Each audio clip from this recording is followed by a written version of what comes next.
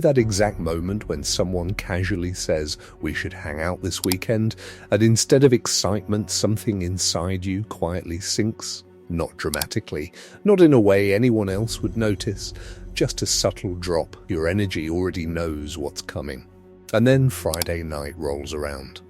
Your phone lights up with pictures, noise, laughter, crowded rooms, people who seem so alive in those moments. Meanwhile, you're at home, maybe already in comfortable clothes by 9 p.m., feeling this strange mix of relief and guilt at the same time.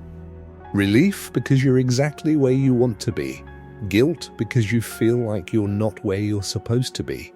If that contradiction feels familiar, then stay with me, because what you're about to understand might completely change the way you see yourself. There's a reason you feel this way, and it's not the one you've been told your whole life. Growing up, there's a script people hand you without asking if it fits. You hear things like, "You're too quiet," or "Why don't you go out more?" or "You need to be more social." It's repeated so often that it starts to feel like truth instead of opinion.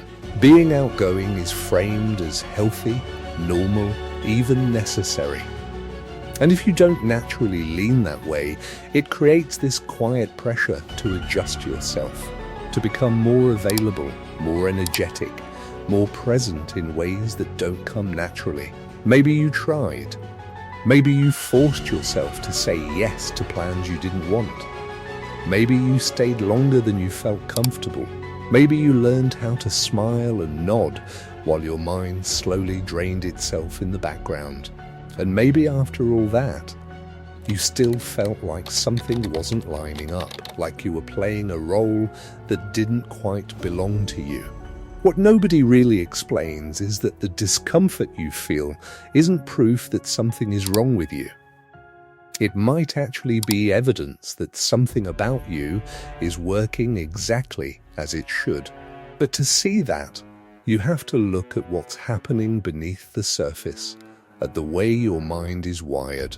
Because not all brains experience the world the same way, even if we're taught to behave like they do. There's a concept called sensory processing sensitivity. In simple terms, it means your brain takes in more information and processes it more deeply. It's not just about hearing sounds or seeing things, it's about how intensely those things register inside you. Conversations aren't just words, they carry tone, emotion, subtext. Environments aren't just places, they're layers of noise, movement, energy, and subtle cues that your brain is constantly analyzing. While some people move through situations quickly, taking in just enough to respond, your mind lingers. It absorbs, it reflects, it connects dots that others don't even notice are there. Imagine walking into a crowded room. For some, it's just people, music, and a general atmosphere. For you, it might be the shift in someone's voice across the room, the tension between two people standing close but not speaking, the way the lights feel slightly too harsh, the background noise that doesn't fully settle into the background. It's not overwhelming in an obvious way, but it accumulates. And that accumulation costs energy. Think of it like your brain has multiple tabs open at once. Not because you chose it, but because that's just how it operates. While someone else might be running one or two processes at a time, you're running many. And eventually, you need to close those tabs. That's what solitude does for you. It's not withdrawal, it's reset.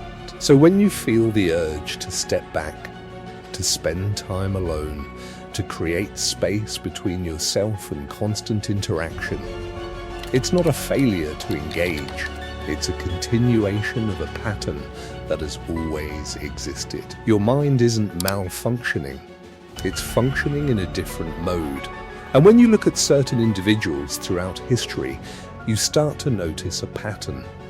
People who created deeply, who thought differently, who built things that required long periods of focus and reflection, they often relied on solitude, not avoided it. That space wasn't emptiness for them. It was where everything happened, where ideas formed, where connections were made, where clarity emerged. But here's where things get important, because not every form of being alone is the same. There's a line between choosing solitude and slipping into isolation, and the difference isn't always obvious at first. One feels like breathing room. The other feels like hiding, even if it's quiet and comfortable. When solitude is healthy, it gives something back to you. You step away, and when you return, whether that's to people, to work, or just to your own thoughts, you feel more grounded, more clear. It's like your system has recalibrated. You're not avoiding life, you're preparing to re-engage with it in a way that doesn't overwhelm you. Isolation, on the other hand, tends to take more than it gives. It's less about needing space and more about avoiding something that feels difficult or uncertain. Maybe it's fear of being misunderstood. Maybe it's the discomfort of social unpredictability. Maybe it's past experiences that made connection feel complicated. In those moments, being alone doesn't restore you, it just keeps everything on pause. That's why the question matters, even if it's uncomfortable to ask. When you choose to be alone, what are you moving toward, and what are you moving away from? Because the answer shapes what that solitude actually does for you. If you trace it back, a lot of this didn't start recently. It often shows up early, long before you had the words to explain it. Maybe you were the kind of kid who preferred one close friend instead of a big group. Maybe you found yourself drawn to quiet activities, to reading, to imagining things in your own space. Maybe loud environments didn't excite you, they drained you, even if you couldn't explain why. When you put all of this together, it starts to shift the way you interpret your own behavior. Your brain processes things more deeply. That's not a flaw, it's a characteristic. That depth requires energy.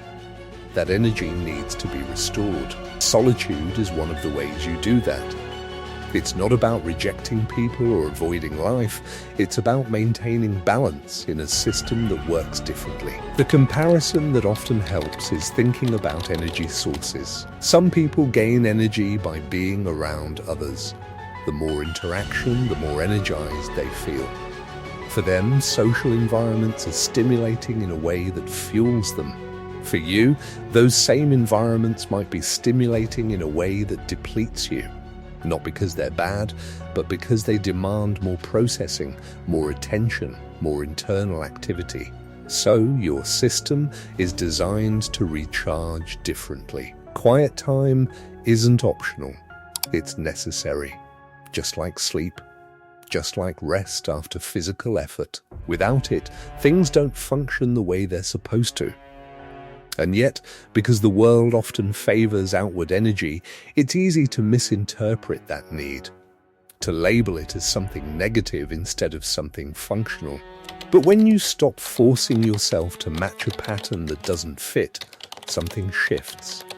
You stop seeing your need for space as something to justify and start recognizing it as something to respect. In some cultures, being alone isn't seen as unusual at all.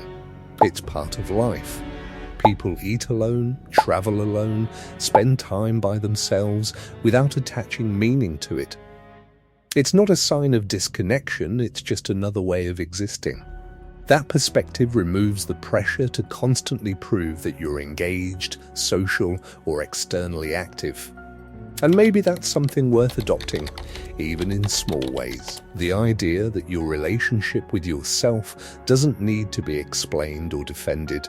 That enjoying your own company isn't a fallback, it's a valid state on its own. So the next time you feel that familiar sense of relief when plans fall through, or when you choose a quiet night instead of a crowded one, you don't have to follow it with guilt.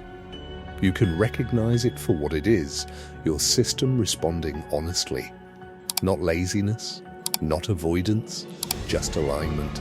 And when someone questions it, or when you question it yourself, you'll have a clearer understanding of why it feels right.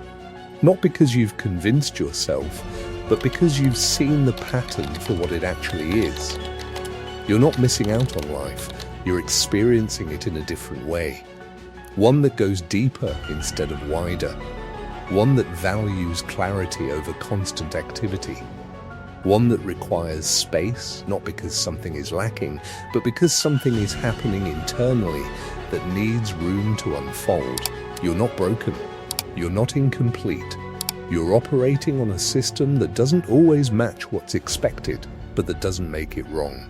It just makes it yours. And that quiet moment on a Friday night, when everything slows down and you finally feel like yourself again, that's not something to apologize for. That's your mind returning to balance, exactly the way it was designed to.